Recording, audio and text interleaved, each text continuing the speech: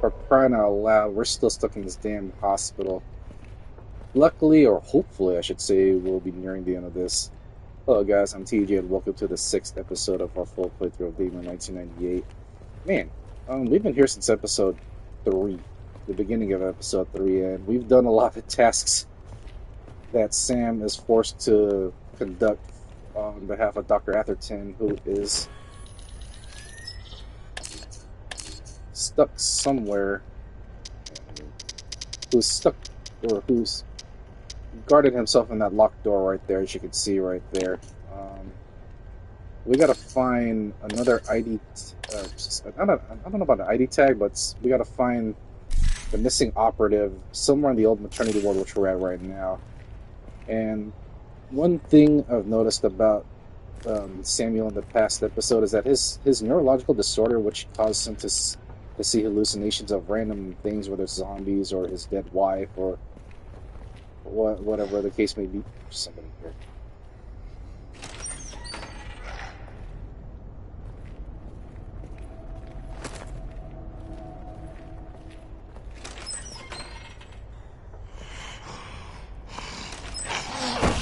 Oh! Holy crap, it's a big one.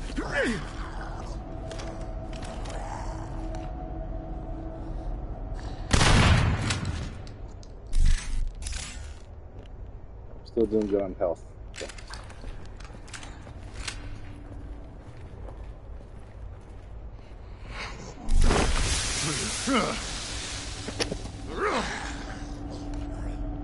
Oh man, still alive.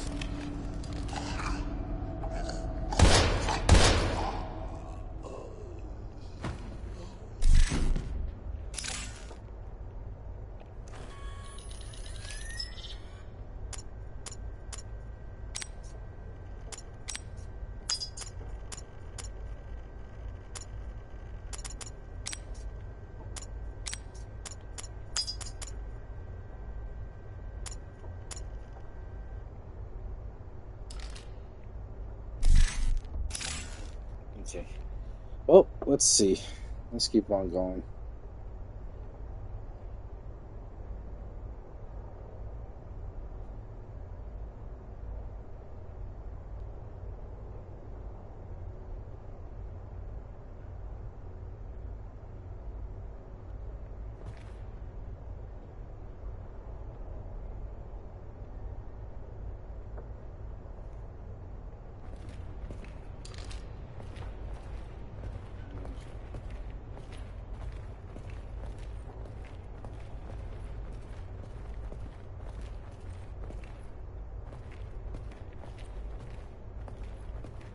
I got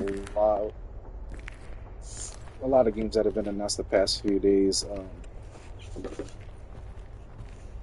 Mind's Eye comes out June 10th. I'm looking forward to that game. It's a third-person shooter game that's like GTA. It has a lot of sci-fi elements in it somehow. Let's see, what else is there? Oh, hello. Come on up.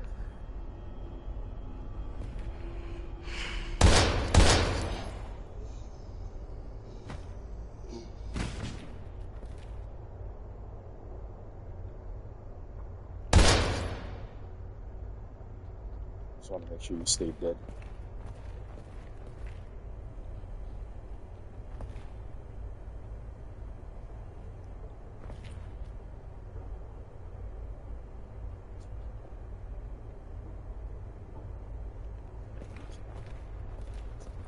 What else is there? Oh, The Precinct is going to be coming out in May 13th, I think it is, somewhere in the middle of May. I do have that lined up as a future playthrough, so I'll play that sometime when it comes out in the middle of May. And I've already planned out what my next full playthrough will be after this game, so what's going on?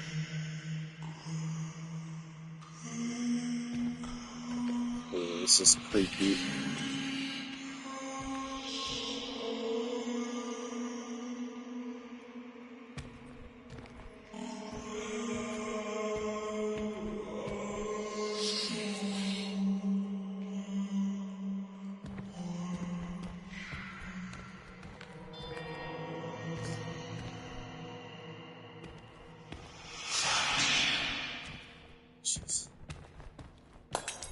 God. Oh, dear God.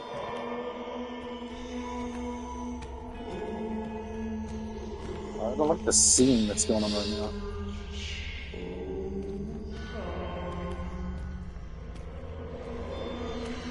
And the freaking, whatever this monochromatic filter looking thing is creeping me out.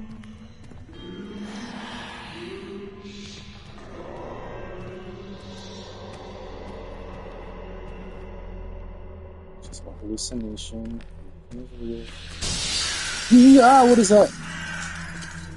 That hurts. Oh.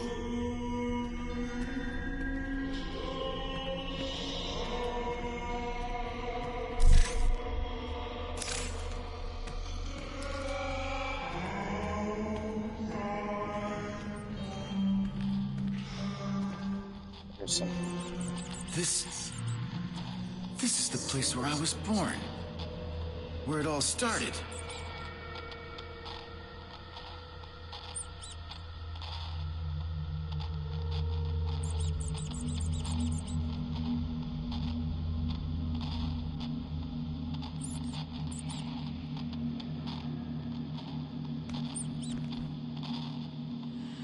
Oh, hello.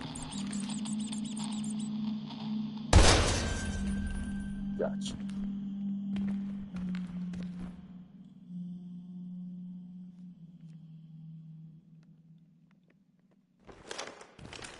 You know what? I got shotgun ammo, so let me play this safe.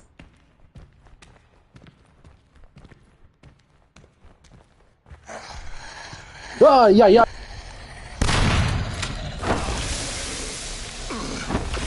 Oh my God, freaking zombie.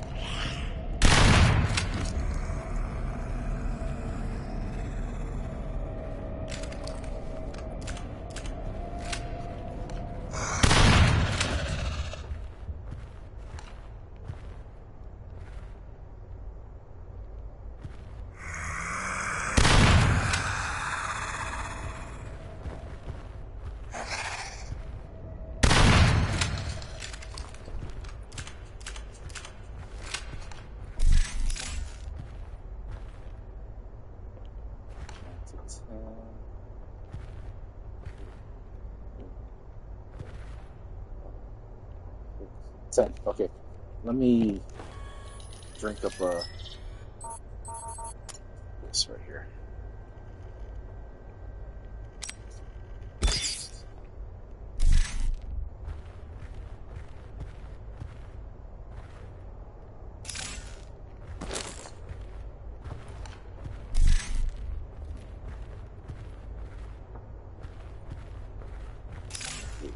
Not bad.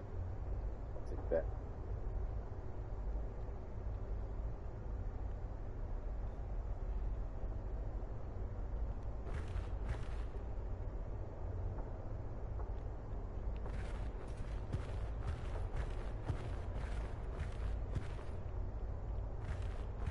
Oh, it's supposed to. Oh, well, let me look around and see.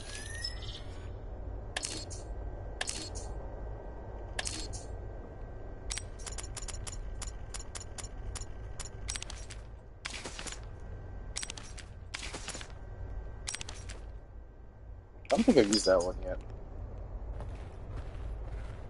Let's see here.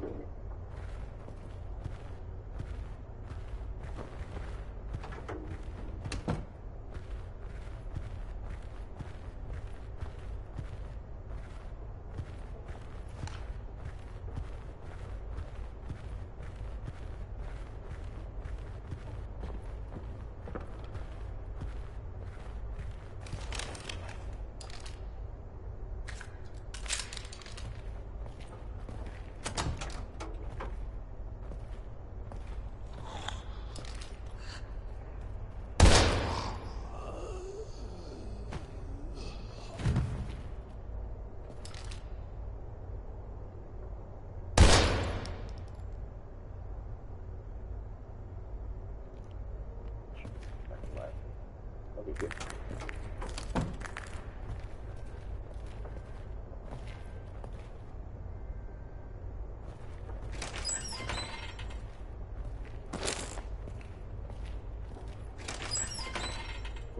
get more block ammo in this game. Not complaining, even though it sounds like I am, but I gotta use some of it.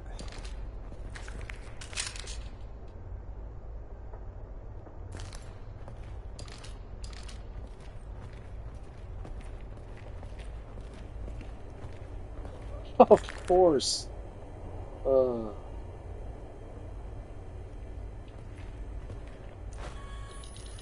Anything for me to drop here? I have to go with it right now.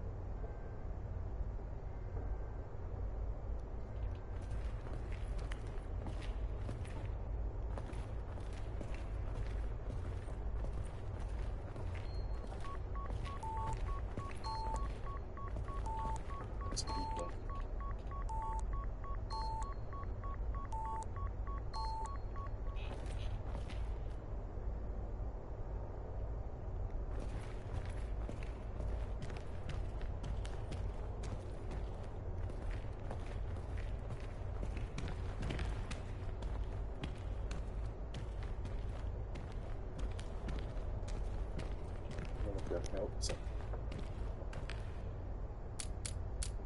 So 434.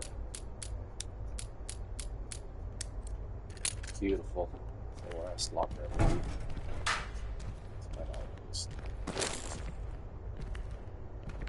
What is that?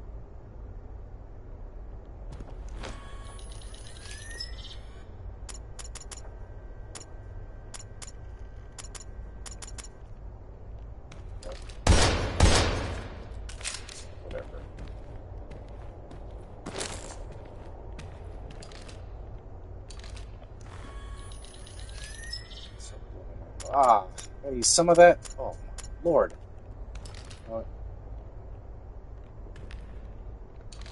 Shit! Seriously?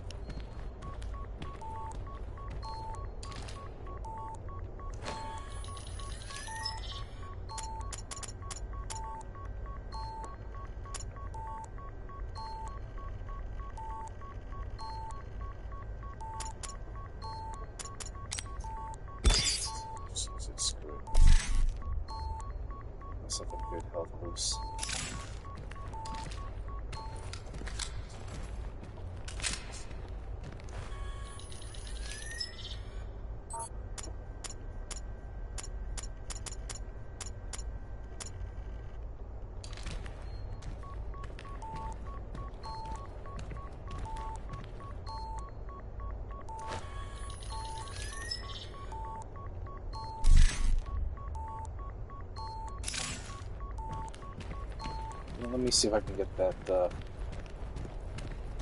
bar.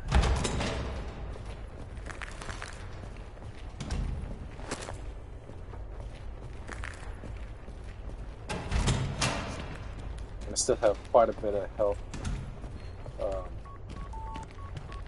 shots in my storage.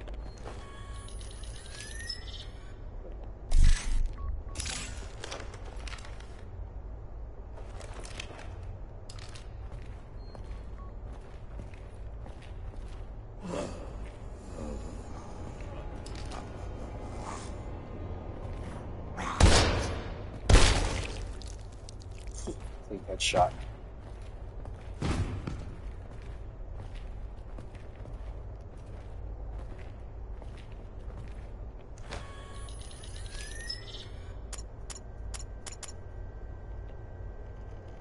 Why do I have to be full of ammo?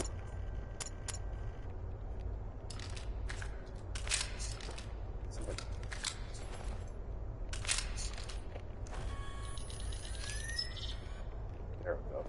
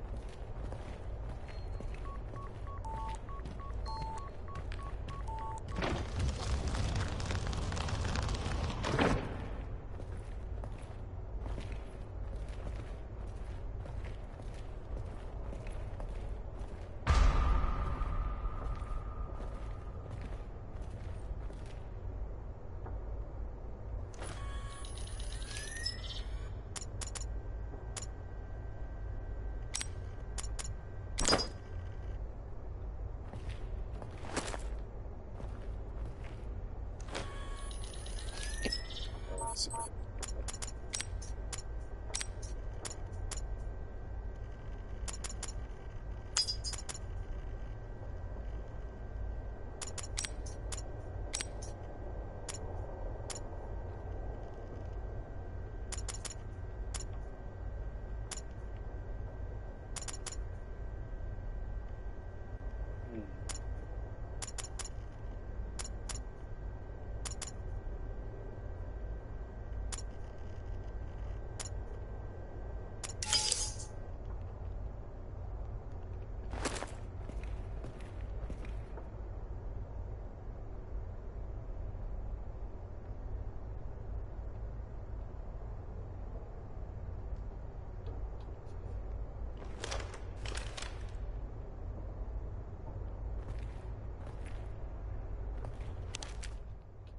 HB227. Let me look at this file. Hexacore. Genetics. This is HB227. So let's see what this file says here. Dr. Kimball's letter.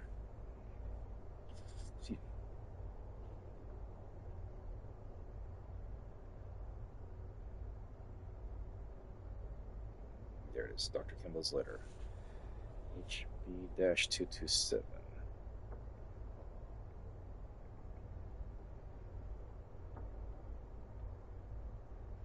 It's been 5 years, but I can still feel you near me, Helen. 5 years since the day that took them, 5 years since the day that them took you away from me. That they took you away from me. It literally says that them. So then I get seem to say that they took you away from me. The day I became a fugitive. 5 years since I fought the whole world to clear my name. I thought it was over after the trial. I thought I could go back to Cook County Hospital and do what I do best, save lives. I did for a while, but I kept on seeing you everywhere, as if you were still alive somehow. So I decided to leave Chicago. So I decided to leave Chicago behind and took a job in this small mountain town to find some peace. Never could I have ever imagined that I'd come out of a nightmare and walk straight into another. What started as basic surgical work has turned into an entirely different beast over the last few months. At first, I tried to fight it by leaking information about the practices that are being carried out here and throughout the city, but with the government involved, there's no easy way to do so.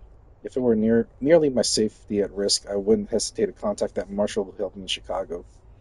But the company controls everyone here, down to the frail patients and newborns. I cannot, in good conscience, do anything to put their lives at risk, even though it's probably too late, even for me. I am done being their puppet and destroying their evidence of their heinous crimes. Now that my journey is over, I would like to redeem myself so that I may rest peacefully. Having witnessed recent events, I should have saved some of those poor innocent creatures, but I didn't act quickly enough. One of those bastards already took them away. I think I know who, but I'm afraid to know for sure. This wound cuts far too deep, and my senses have already begun to fail me. The only thing that keeps me going now is your memory, Helen, and the hope that we will soon be reunited in a place where no one can take you away from me. Wow. It's tragic. Doc, it's me. Sorry, but your colleague didn't make it. I found him, but was too late to... Mr. Walker, don't dwell on useless chatter. Just check the status of the computer equipment in the room. Did Dr. Kimball complete his work? The screen for the terminal display... What? Listen, Doc. I am done playing your fucking dirty little games. All I've been doing this whole time is implicating myself in whatever the hell crimes you've committed here by erasing evidence. I do not take kindly to being blackmailed by weirdo fucks in puffy white coats, and I ain't your damn puppet! My role as your accomplice in this fucked up horror tale ends now. I'm heading your way, Doc. And when I get there, you'll do well to give me exactly what I risked my ass for in this godforsaken labyrinth. Good. Let's kill this man. What's going on?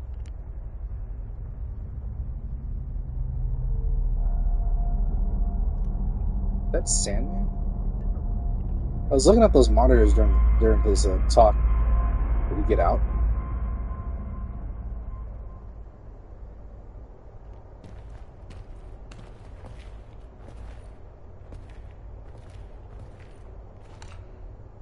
should have 50. Okay.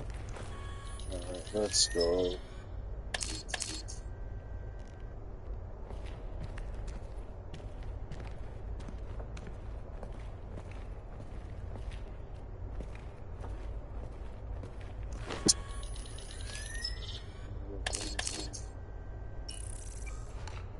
Alright, let's go back. I'm gonna deal with the damn doctor here.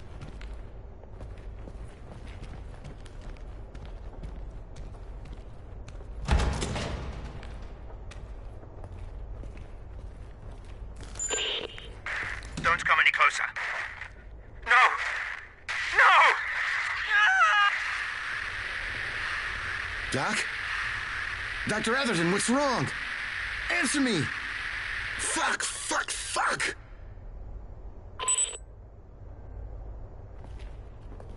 Oh, God.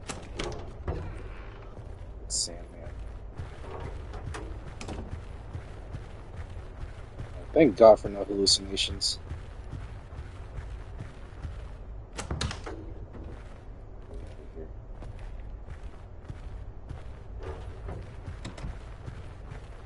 This is where I dealt with that mutated zombie.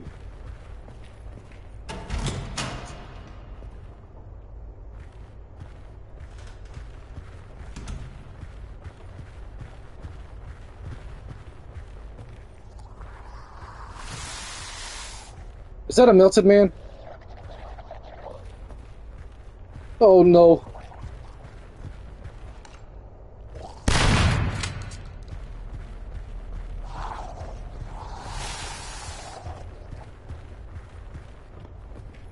Let me see if I can save my ammo.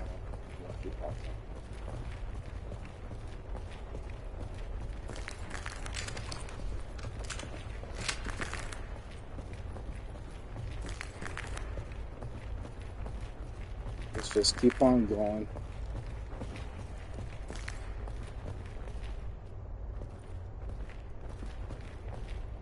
Alright, good.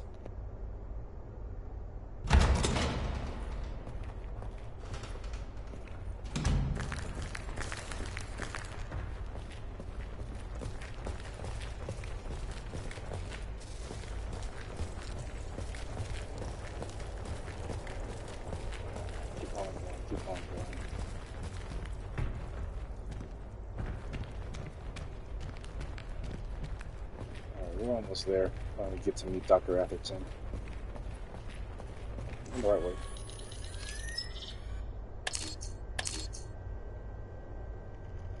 Okay.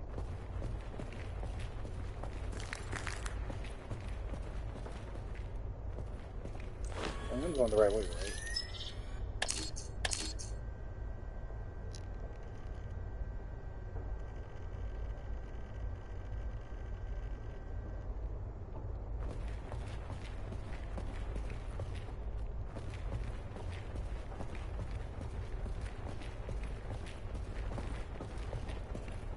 Okay, this is the right way. This should be the way, yeah. The pointing room.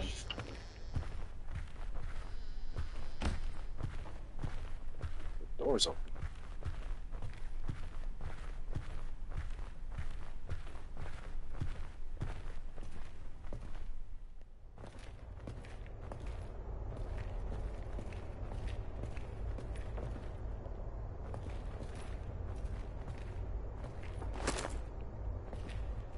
Dr. Atherton's tag.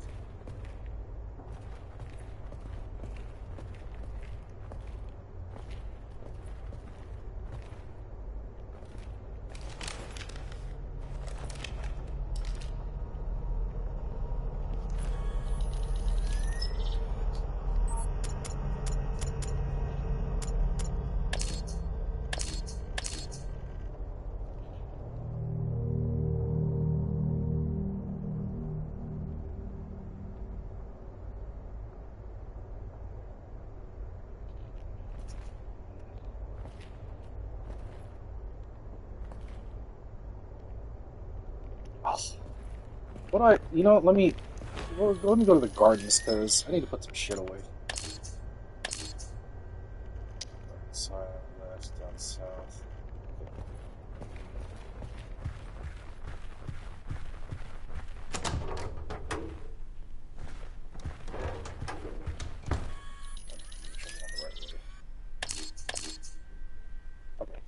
So let me put some stuff away. This is annoying. I wish there was something to upgrade my inventory space. Am I going the right way?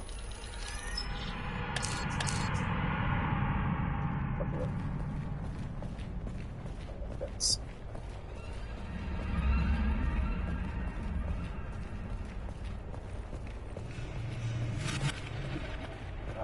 enough of the background music.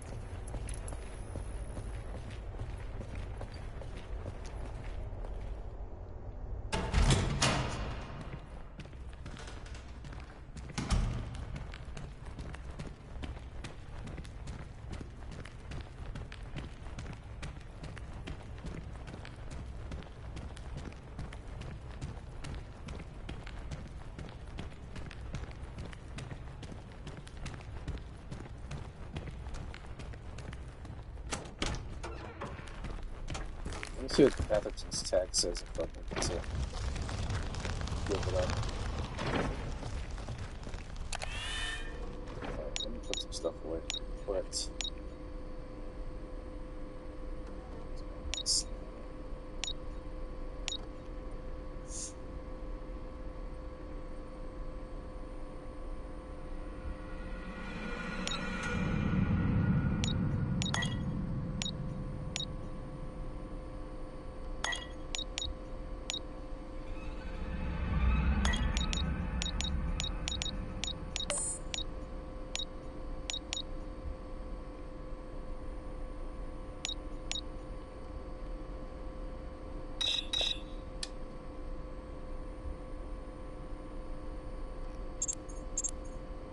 Since I attended university earning a degree in medicine, did I hear the rumors of government experimentation in the population for over 40 years. At first, I figured they were just wacko conspiracy theories or attacks to weaken some administration. But when Hexacore hired me, I discovered the thin line between truth and fantasy. It took me a few years to escape my position of lackey in the dam's hidden laboratory to managing the city's hospital, even though it froze my ass off to accomplish it. Initially disposing of and analyzing the tissue samples from various experiments, I see myself today as an essential instrument in a much larger orchestra.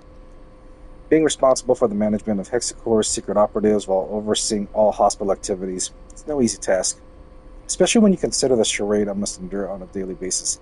I wonder how many predecessors did it for so many years. They must have witnessed the birth of the company and laid the first brick in the foundation of the dam, but I like to think the much larger accomplishments are their contributions to one of the most brazen experiments the government has ever conducted on its own population. After all, though, there would be no MK Naomi or MK Ultra, let alone Project Shad, without Daymare syndrome. Most of the population of this town is unaware it's just the bastard child of a grand scheme carried out by the government and company officials for decades, often ending in regrettable mistakes. But they'll probably never know, and I do believe that ignorance is what's keeping them all alive. So yes, Daymare syndrome. What?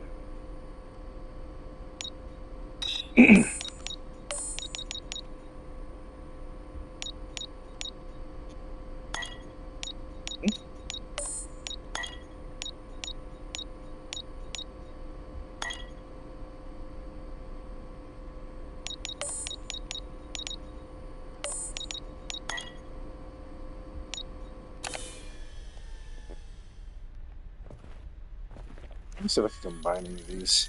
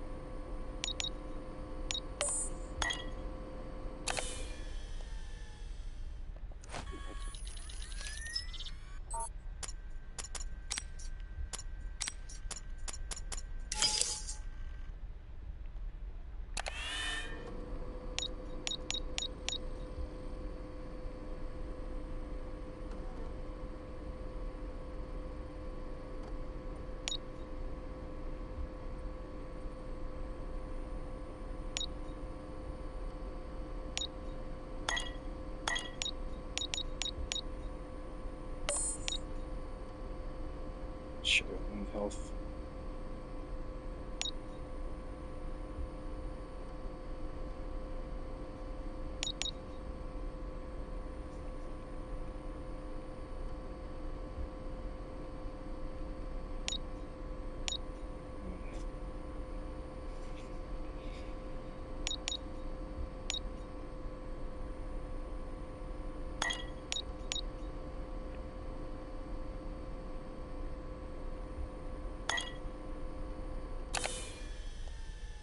Oh no, let me see.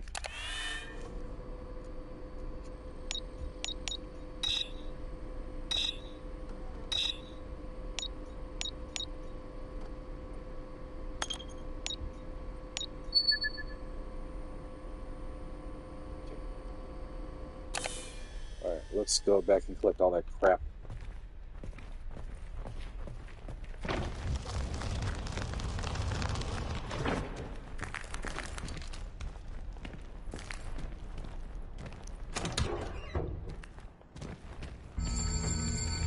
Oh, damn music again. Ugh. Please, let this be the last time I enter this area. Unless I'm forced to stash off more extra inventory space. Ugh.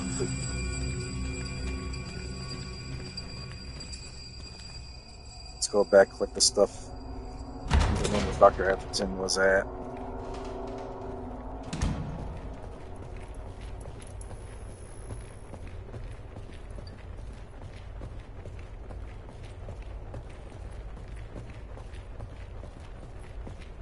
I think I have to start using some of my regular Glock ammo.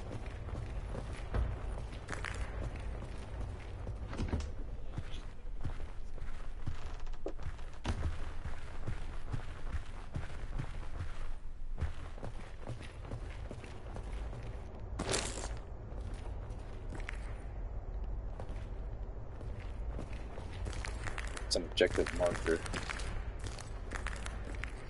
Oh, time to get it.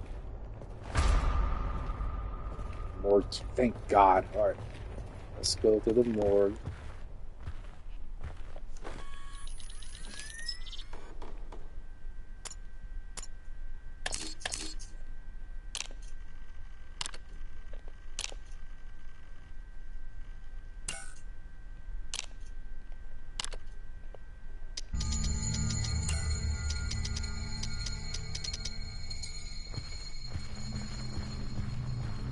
Out of here.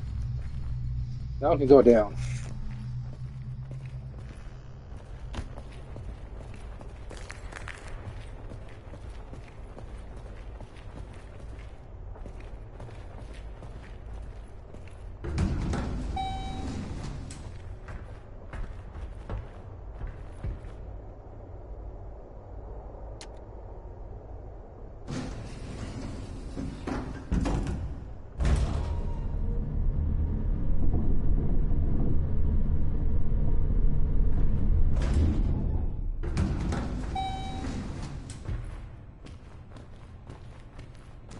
I think that that neurological disorder he has is called Daymare syndrome. That's the name of the title.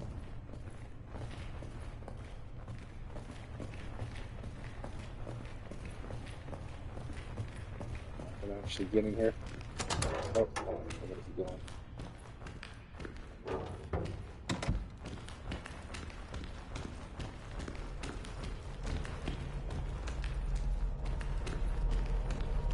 Oh!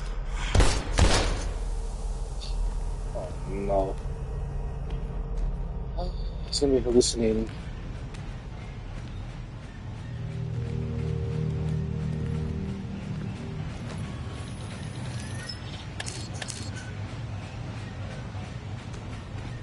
Still feel like in the hallway.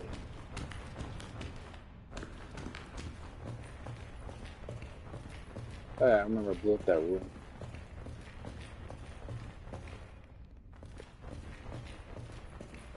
Oh.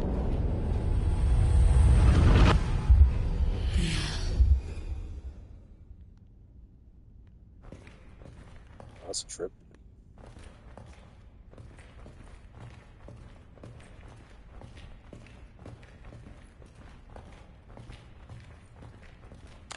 Yes. Going down even further.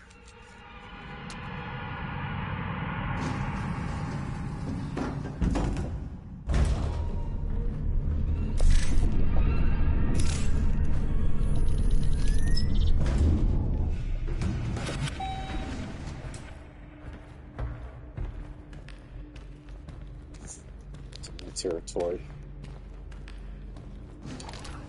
Oh, there you are. Oh, another one.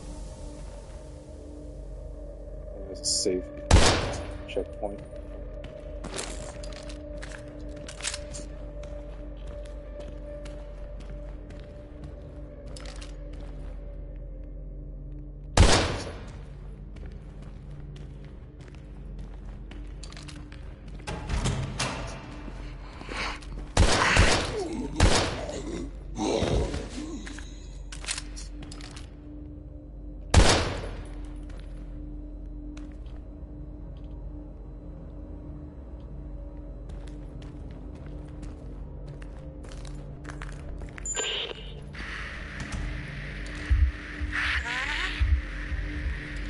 Who is this?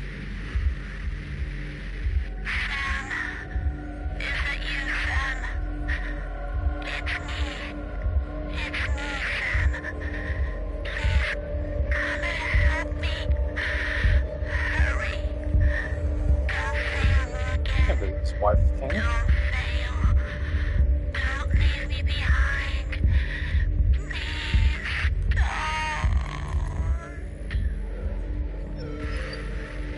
No.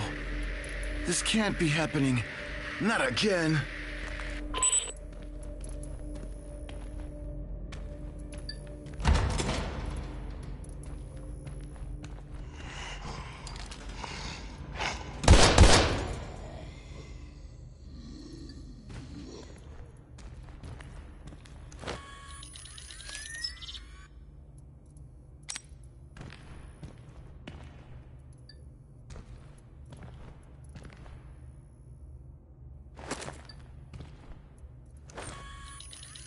Let me play this real quick. Dr. Sullivan Law.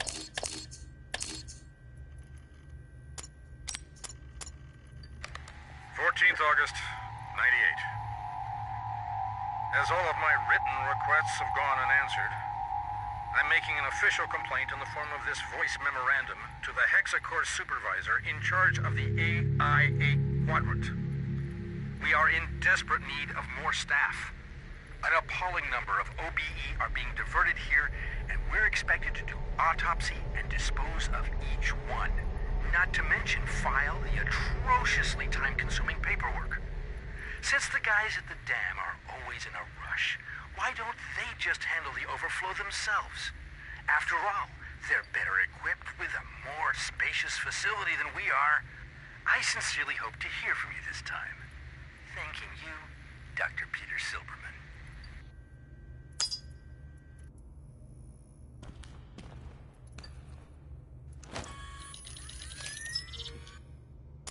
The typical dispose the body. Shit. There we go.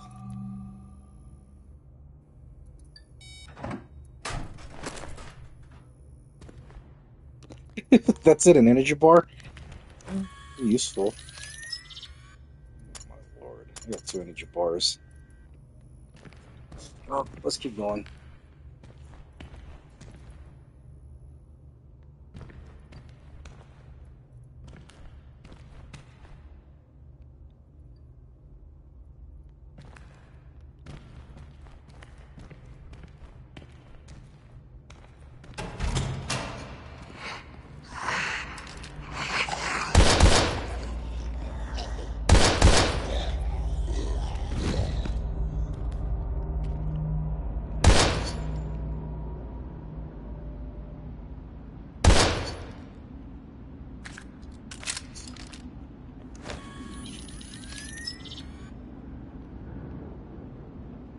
Alright. Let's go.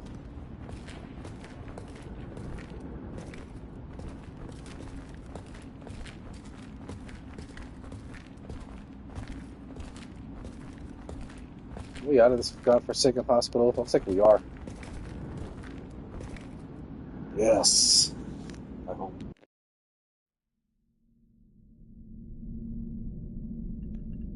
"24 hours have gone by since Raven was thrown from the 4RGO Delta helicopter during his unit's rendezvous back to Keenside. Fortunately, the captain survived his death plummet by falling through the upper floor skylight of an apartment downtown. The respirator clung to Raven's beak firmly, which filtered out the airborne contaminants that afflicted the residents of Keenside." Oh no! So am I in that contaminated area?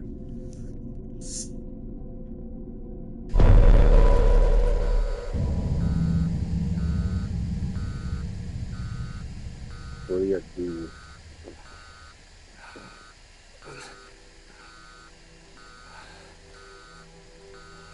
It's killing me. What the hell happened? I'm still alive.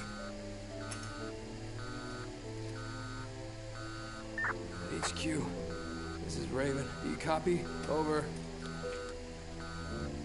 Code 11. I say again, Code 11. This is emergency. Shit, the radio's out.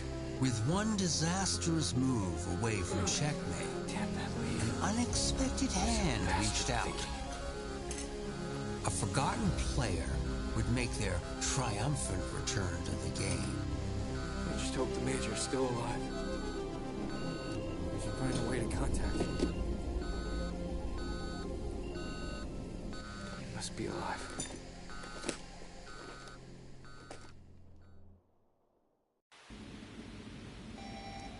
Alright. I'm seriously injured. Okay. So this is the guy that flew out. Ooh. 2 mags worth of...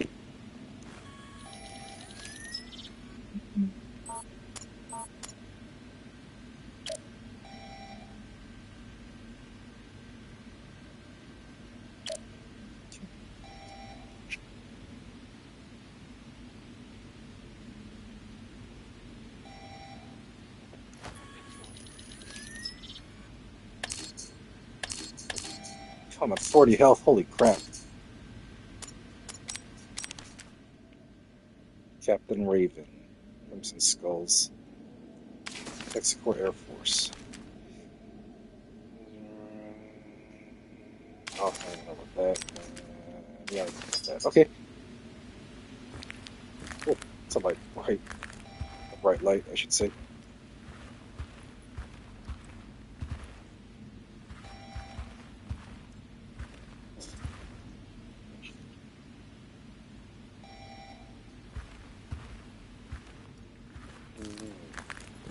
So it looks like a Beretta of some sort. So it looks like to me.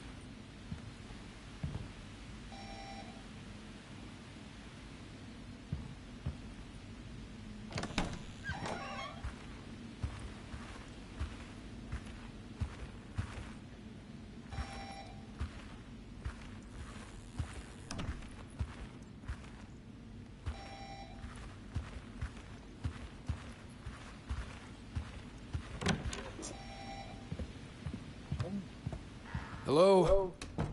Is anybody here? I'm a Hexacore pilot.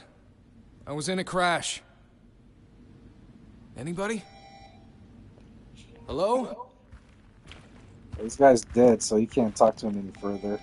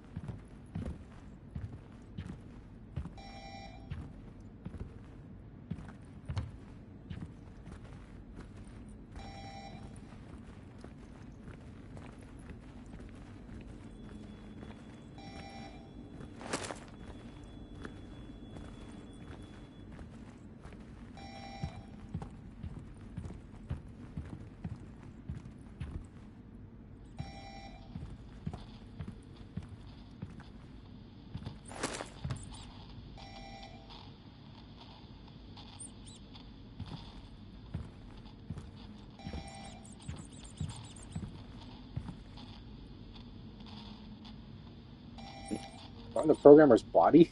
Invader Studios hires. It's an achievement. Invader Studios, the guy, the company that made this game. What's that?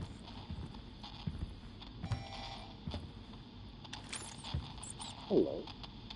Oh, that's a facehugger type. That's pretty cool.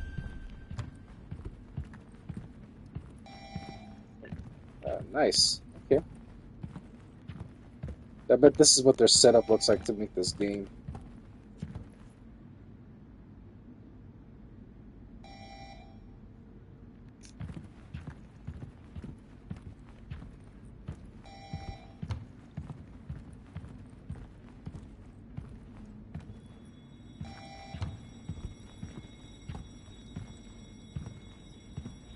Broken arrow.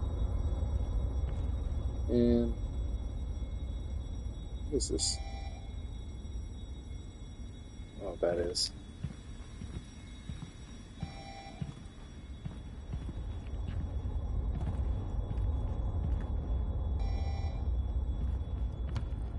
Concept designs for the enemies they were trying to make for. Oh, boy. I can't breathe. It's too much smoke.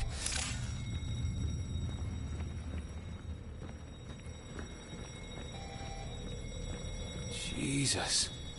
What happened here? What a mess.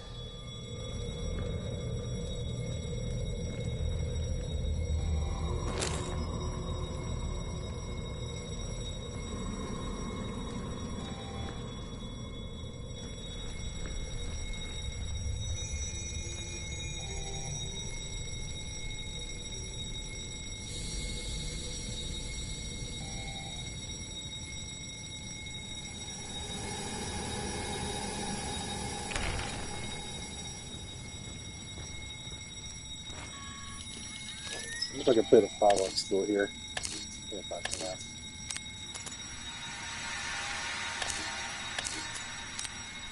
I never could have imagined something like this. Not even in my wildest nightmares. Tonight was supposed to be a night for celebration with the family. Instead, I found something killing family one by one. It all happened so damn fast. I've been trying to reach my supervisor at the dam, but he's probably dead. Along with the rest, I sincerely hope they're all dead. And that I'm not being able to perform a simple task like fighting. I can only curse those fucking assholes at the company. I regret having lied to so many people about what we actually did for them. And because I still got one shot at doing some good, I like to think it's not my first chance yet.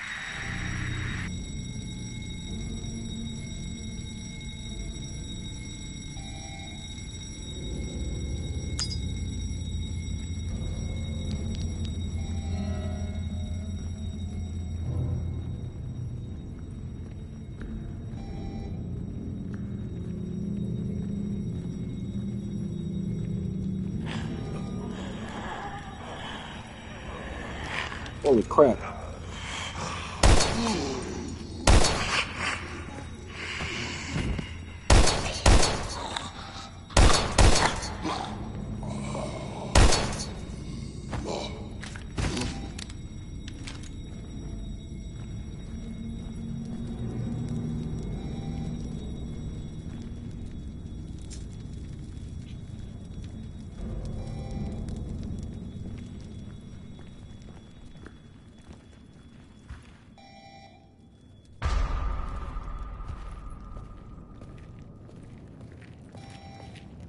Entry to the city.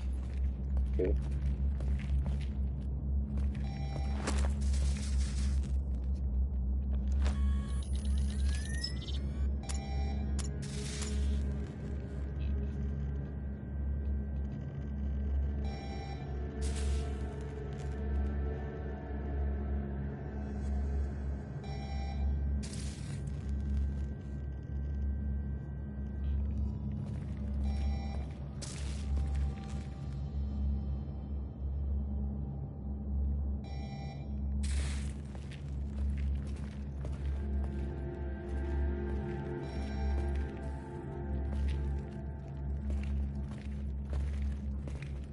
It's good.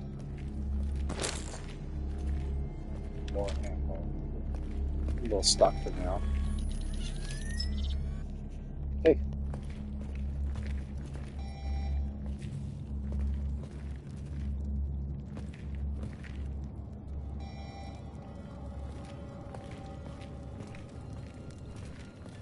Oh God. I hope this hasn't afflicted the entire town.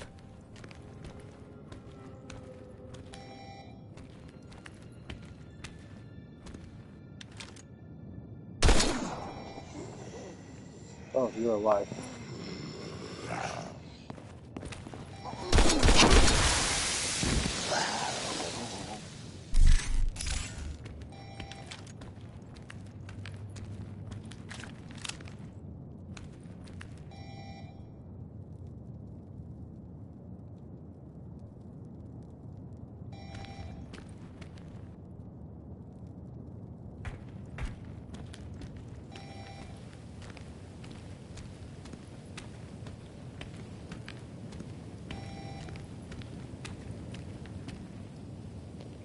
Doors 98. Instead of Windows, it's Doors 98. That's funny.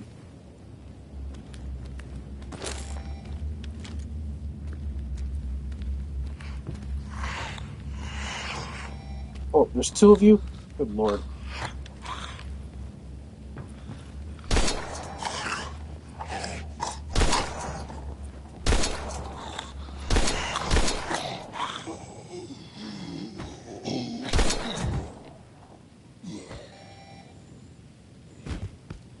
Is that like a knife or something on his head?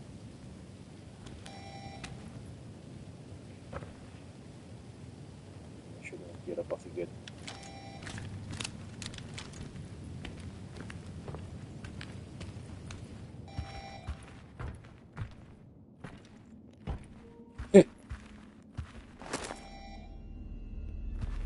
HR additive.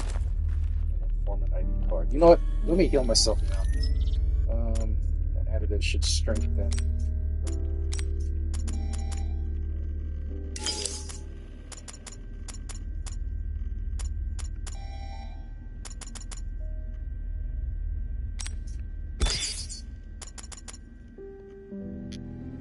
Burns construction form an ID. It can be used somewhere at the construction site.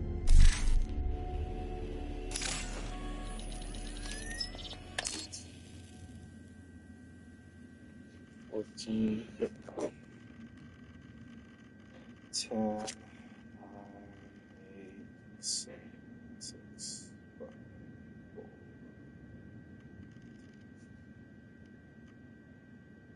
Alright, good. Now I'm fully healed. Or 99% fully healed, I should say.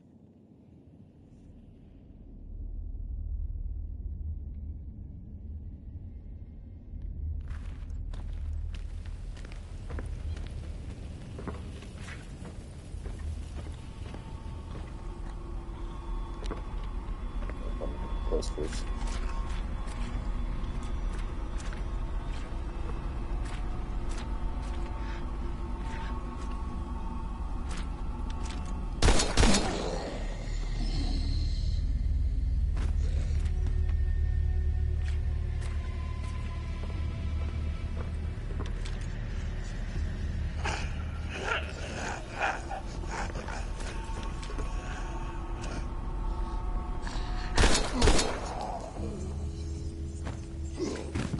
Please bleed.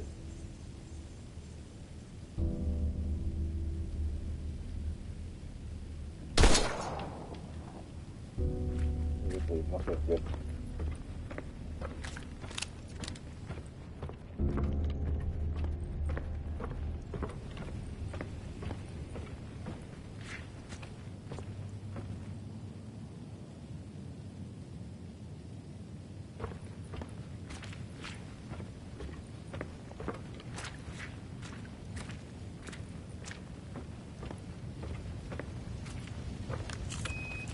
Alright, good.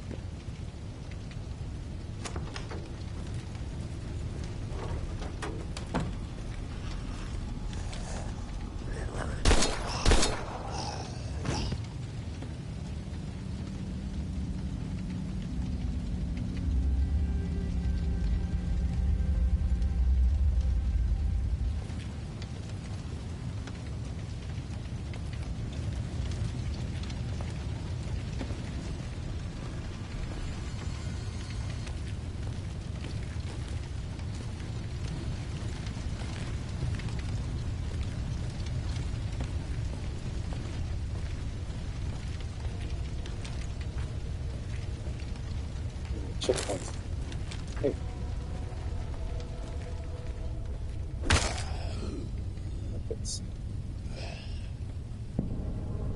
He's definitely not a zombie.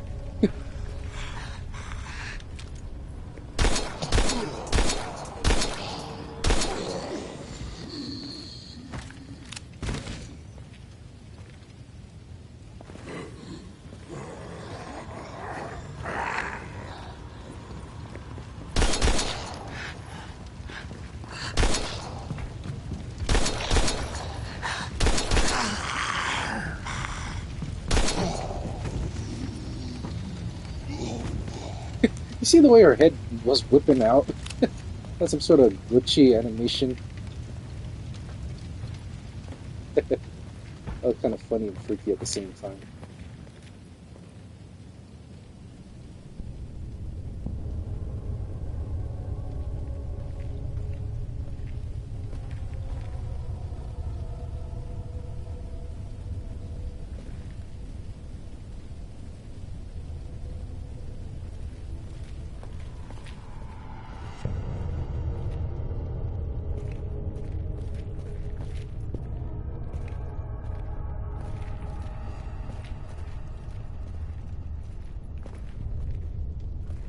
Barn burner.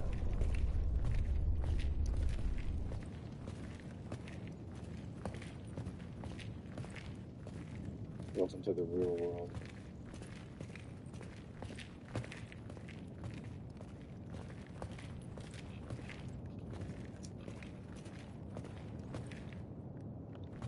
Let's go food yard. Yeah.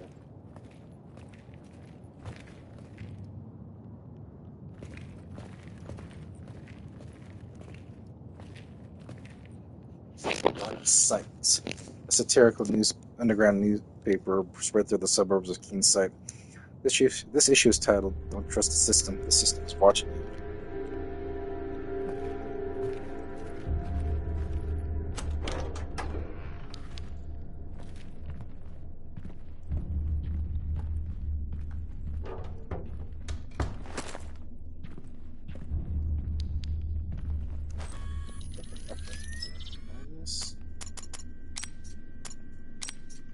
Oh, I can't. Okay.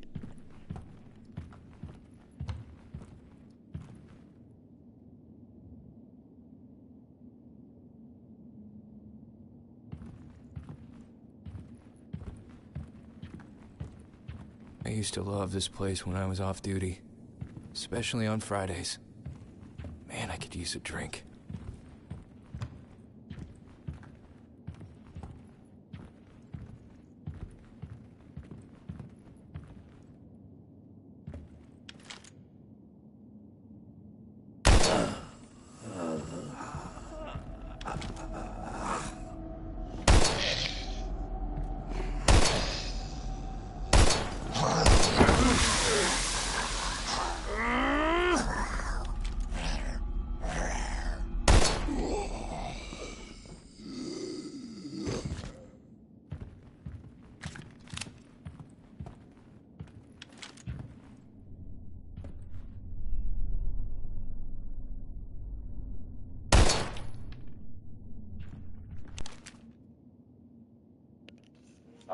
Insight 1, HP-672. Okay,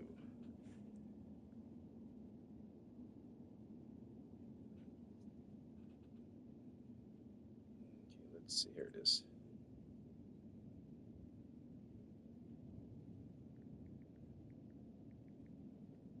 Okay, let's see here.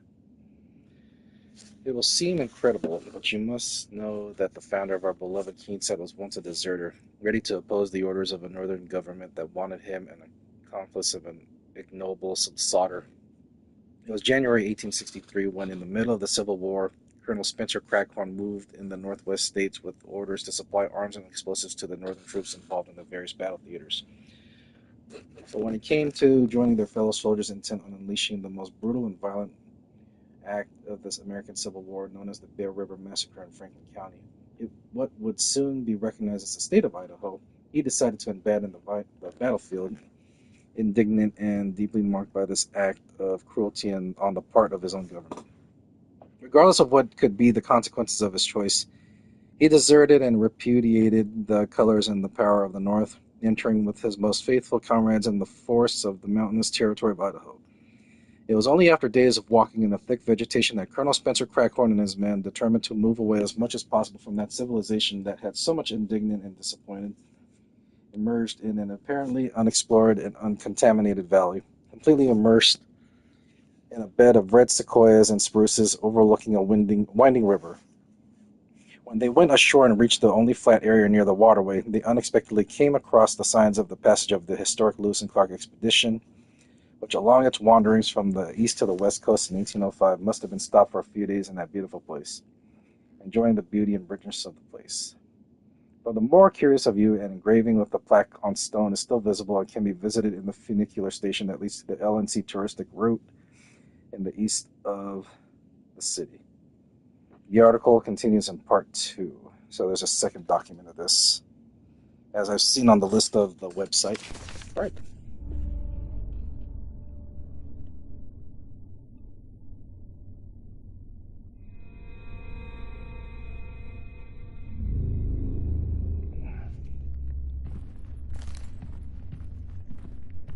Jukebox.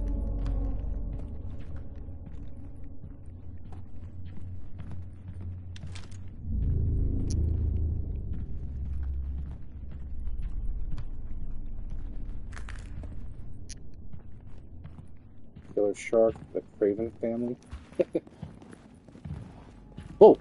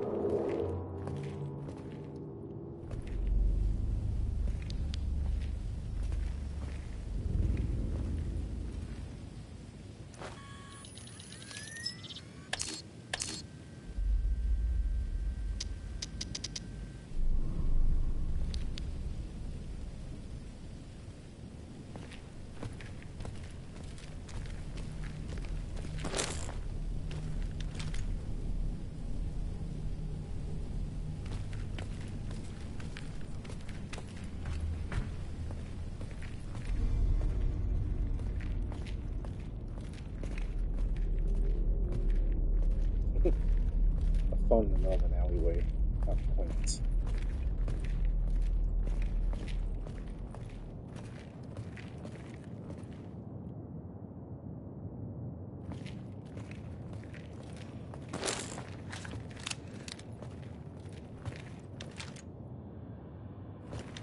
Hello.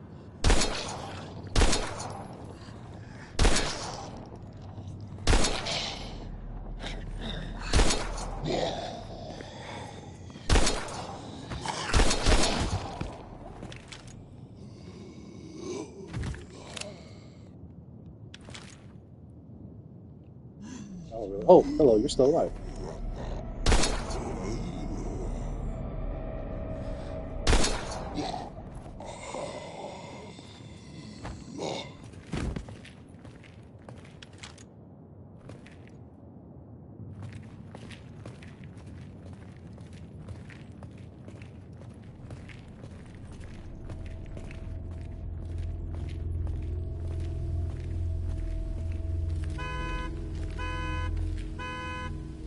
I hope that doesn't attract attention.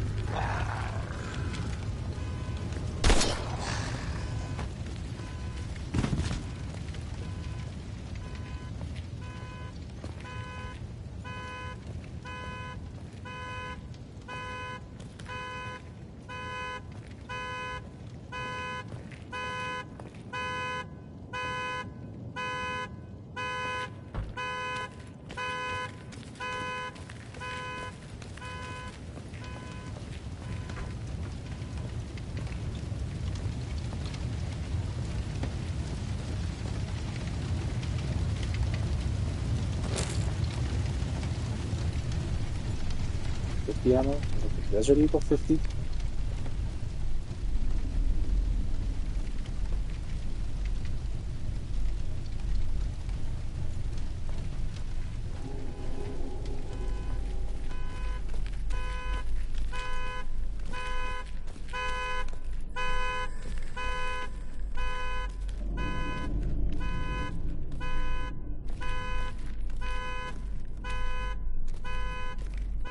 This broadcasting service is no longer available.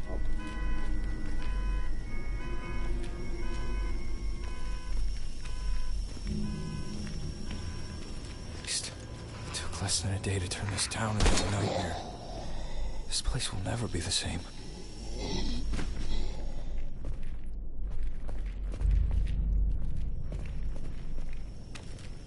Slumped over next to the pole. Or the what? The sign? I got lucky off of that.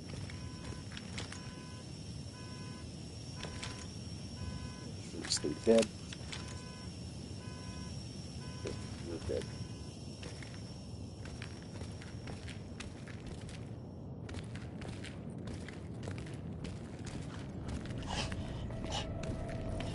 This is the same looking zombie that's tough with the whippy neck. Not.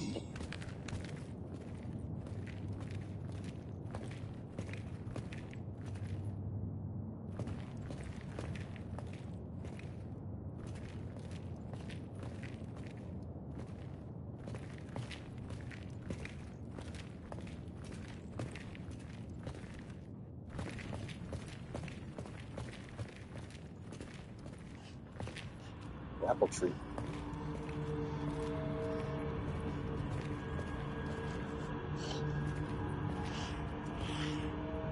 Come on, I'm right here.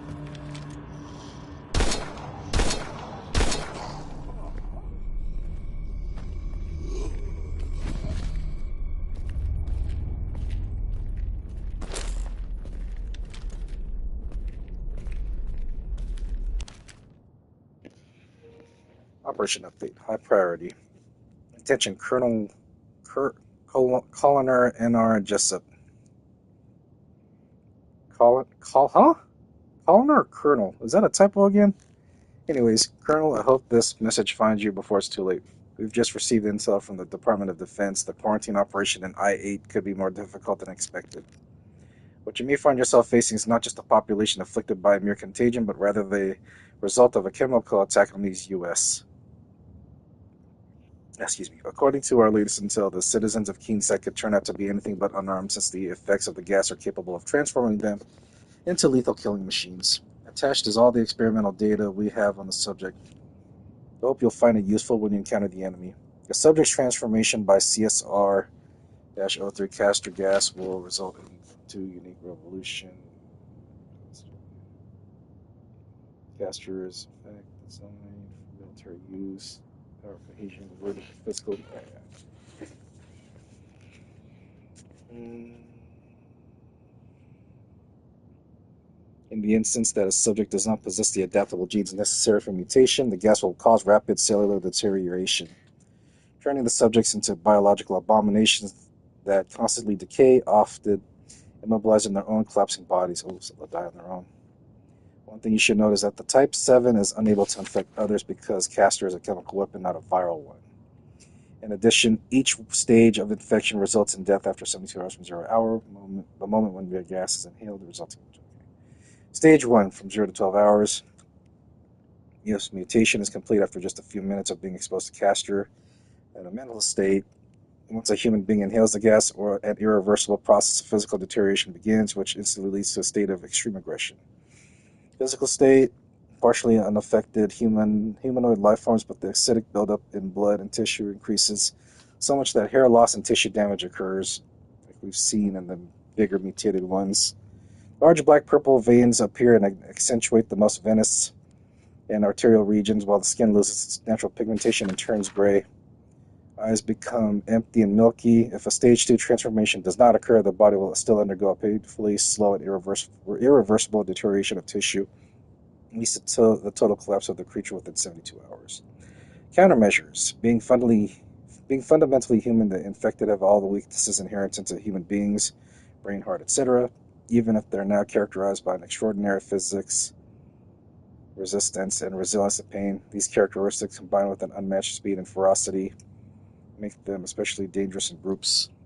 However, they can be killed with firearms, decapitation, or explosives if fired or hit at vital areas. Stage 2, from 12 to 24 hours. Mutation of this next stage, defined as the correct form, is accomplished after 12 hours of exposure to castor gas. In fact, after the first few hours, if necessary genetic and physical requirements are present, the chemical agent starts to heavily rewrite the gene's mental state. Host has now lost all traces of humanity, while its body, driven only by violent impulses, has become a weapon that can attack using its bone, which are transformed into sharp cutting tools. They are unable to act with sharp battle techniques, but their strength, resilience, and bloodlust compensate for lack thereof.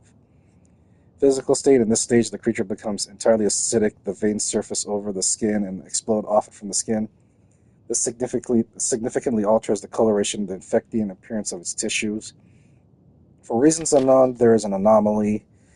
There is an anomaly is the subject's body, for which the upper limbs are deformed and stretched to such a degree that the razor is sharp, while the entire body expands slightly. That's the melted man I think they're talking about. Countermeasures. It is impossible to pinpoint a particular weakness. However, the enhanced physical characteristics make it almost impossible as a bioweapon, the correct form. One single subject is capable of eliminating a whole group of soldiers.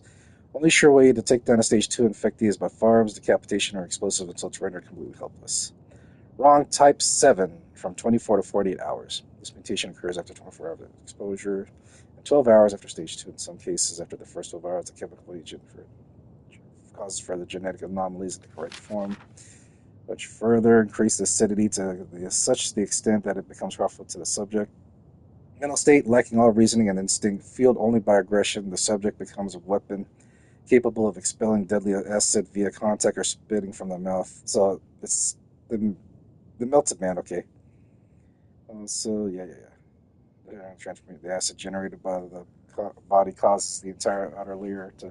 So actually, it sounds like stage 2 they're talking about... So this is the zombie right here. Stage 2 is the mutated zombie, the bigger one. And wrong type 7 is the melted man form.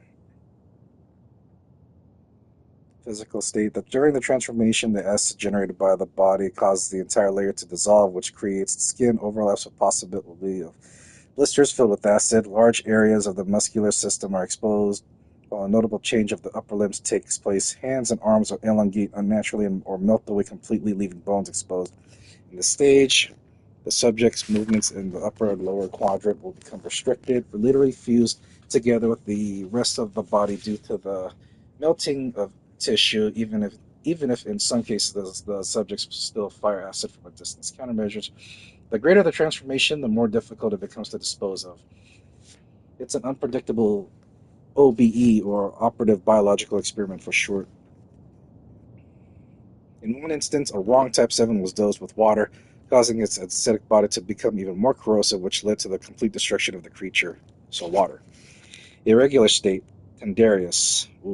More than a single creature, it is an amalgamation of 2 or more beings that form a real heap of melted biological matter. It can occur 72 hours after the 0 hour, but only when all the infectees in the area start to break down, tangling upon themselves with one another. Mental state. Does not possess a unique behavior intellect. Real danger lies when getting too close to the amalgamation and risking exposure to acids and fumes that are toxic. The particular danger are the acidic blisters that appear in barely visible areas, or wrong forms that can detach from the main body and can attack while camouflaged by the rest of them. Whoa. I haven't encountered this enemy yet. Physical state. Tendarius has never been analyzed nor studied in detail. The one attempt to observe it ended in disaster, and the subject was immediately disposed of after causing extensive damage to the North Red 1 Aegis facility on North Fall Islands, making it impracticable for years. Countermeasures. The greater the amalgamation, the more difficult it is to destroy. In the only case we've identified, the use of a lot of water led to a unique chemical reaction that caused its complete and instantaneous disintegration. So the Tendarius form we have yet to encounter, so we got to watch out for that. Okay, let's keep on going. We're about to end the episode really soon. Well, we're starting to learn a little bit more.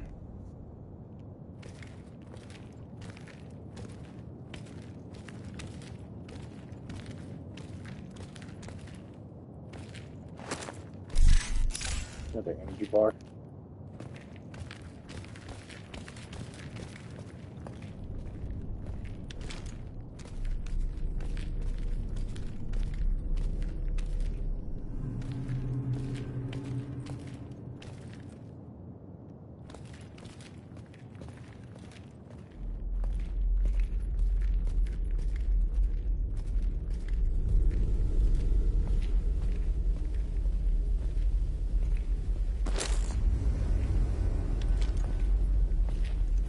Special slug. Is it for the shotgun?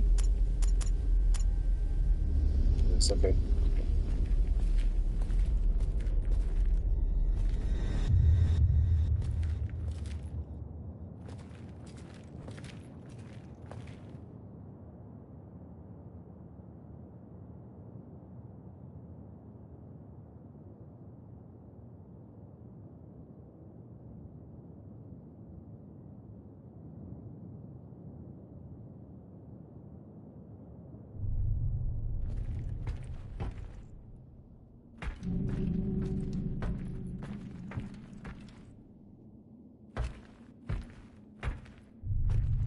I like that.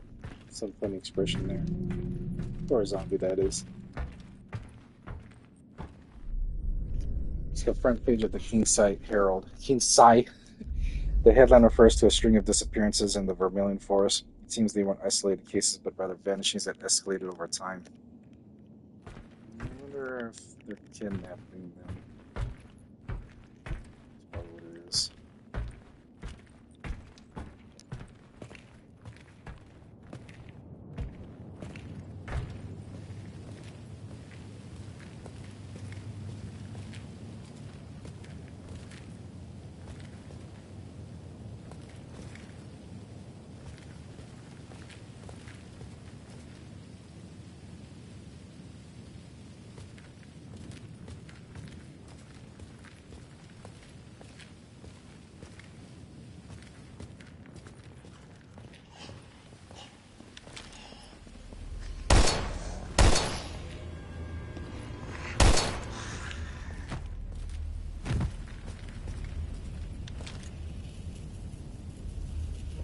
To 5.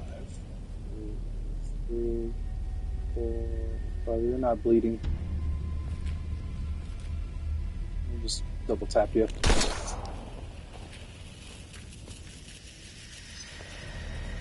Damn, music. Sometimes I can't tell if there's someone coming after me or it's just the music itself.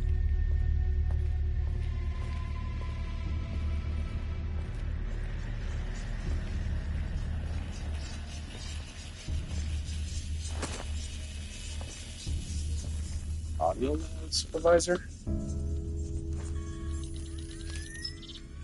Let's see what this says here.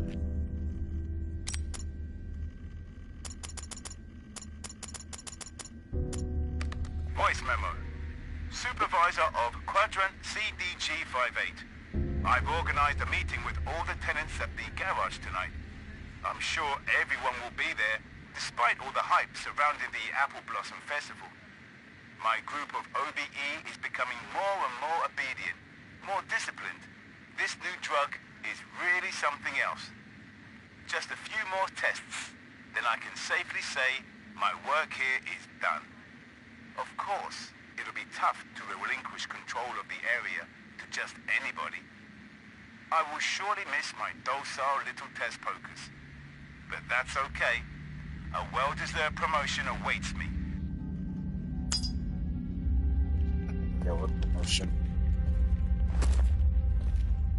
Yes, and I got it on for a cube. Space.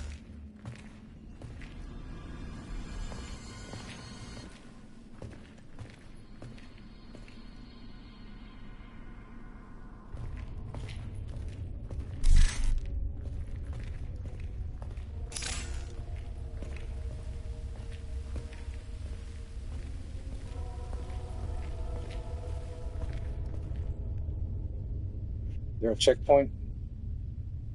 I'm going to stop the episode if there's a checkpoint. Let's see. Nope, not yet. Oh!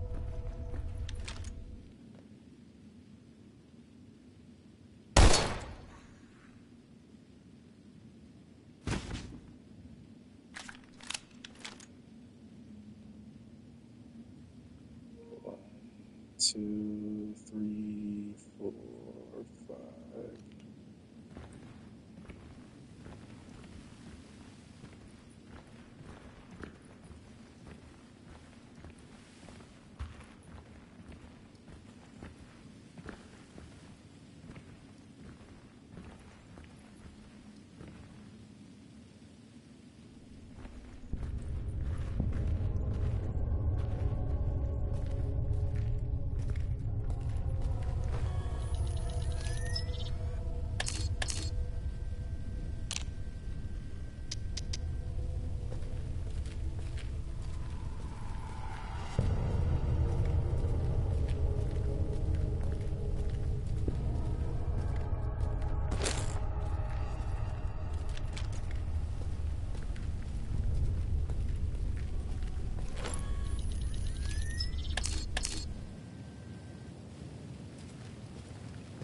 Was that a save?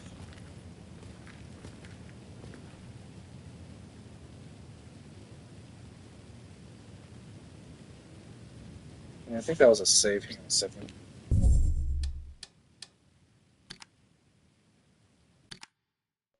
Because I think I saw the icon once I got out of my DID. Let me see.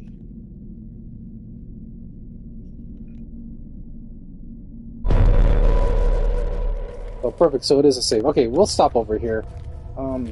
Looks like we completed chapter 2 finally, but now that we're in chapter 3, I feel like this is going to be a really long chapter to explore Raven's side of the story while we were controlling Sam when he was on the hunt for Sandman. So stand fast, guys. We got at least 2, maybe 3 episodes worth of playing Raven in which we venture through the city, and who knows, maybe we'll run into Sam eventually as Raven. So until then, guys, I'll see you guys on episode 6. Is this 6? No, episode 7. And we'll see how Ravenside turns up. Take care, guys, and I'll see you later.